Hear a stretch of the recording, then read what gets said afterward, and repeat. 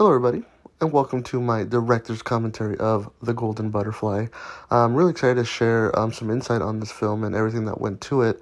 Um, kind of deep dive into the story and working with our wonderful cast here. We have Secret Cheryl, who is fantastic. She was chosen for this role because she can cry on command, so that was great. This shot here was going down the I-5 freeway onto the town called Longview in Washington.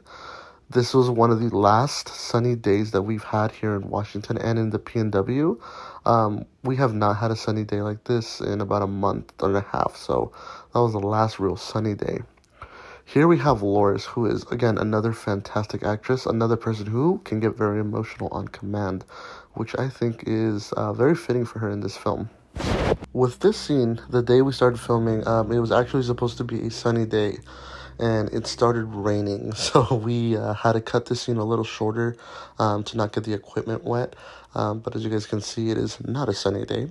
But again, like I mentioned, we have not seen the sun since, so we had to do what we had to do and deal with what we have, right?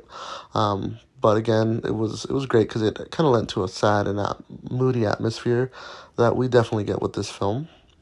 Again, holidays, I wanted it to center around the holidays, so we put up the Christmas tree up early when we started filming here in October, and I've recently visited the house where we filmed, and that Christmas tree is still up, so I'm pretty happy about that. Maybe a small Christmas tree, but it is an effective Christmas tree.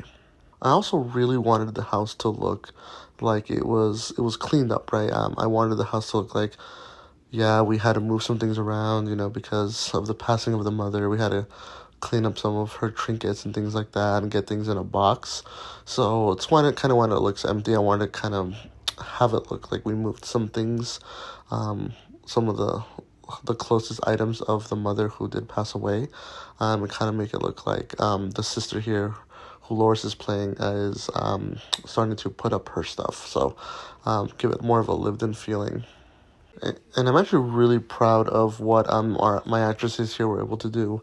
And it's crazy because Secret here, our main protagonist here, who plays Brittany, she had faced a similar situation in her life growing up where she had been kicked out of her house. So it was something that hit close to home for her, and she was able to channel in a lot of that feeling from the past for this role, which I think really helped set the tone and the atmosphere, because it was, again, something she had experienced in her life, and it was something she was able to talk about and have a really cool discussion, open discussion with me about how somebody would feel, and like having to come back to a small town where you feel like you're not wanted. So it was really interesting to see Secret's aspect, the way she looks at things, and the way she really just went through everything. It really helped me make some changes to my script that would give it a real big realism to it, which at the end of the day, I wanted the story to feel real, right? It is something that a lot of people do go through in life, which is why it's an important story that I really wanted to tell. For the prop, originally I wanted a white horse, but as I was shopping around, I came across this beautiful golden butterfly. And to me, I felt like the butterfly stood more for what I was trying to tell with this story. In the story, later on, the mother atones and realizes that the way she treated her daughter was wrong. And we see a metamorphosis, a change. And it's similar to the life of a butterfly, right? The butterfly goes from being a caterpillar to this beautiful, beautiful creature, the butterfly.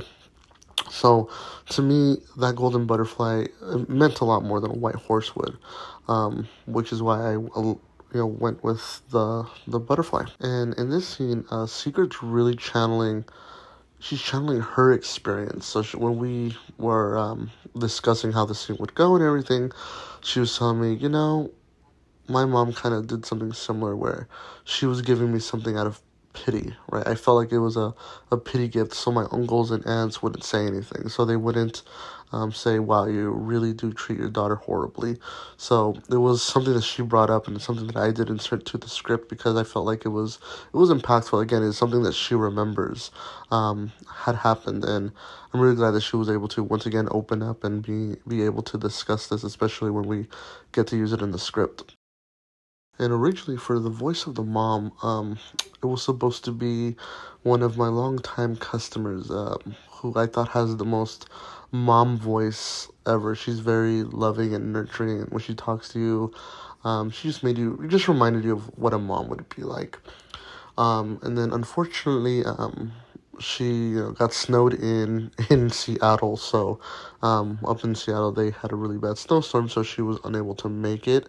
Um, she sent me a couple voice recordings off her phone, but I didn't really like the sound, how the audio sounded.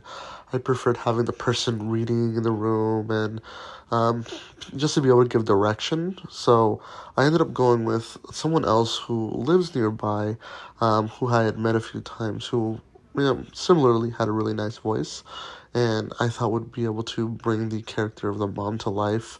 And again, we were able to sit down and kind of discuss, how it would sound. Um, Bring emotion, bring inflection, um, being able to show regret, and be able to hear the regret in the voice. Um, and I think it worked fantastic, especially when it was right in front of me. We were able to do, hey, let's try this again. Let's add a little bit more strain, a little bit more pain in the voice.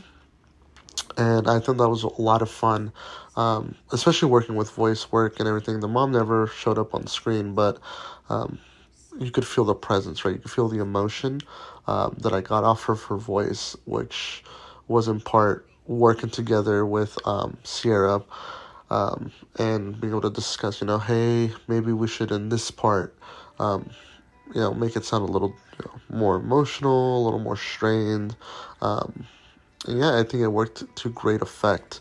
Um, I'm actually really glad I got to tell this story because I believe it's a story that a lot of people do go through, being part of the LGBT community or any community that isn't seen as being part of the culture. So hopefully I get to tell this story once again when I have a much larger budget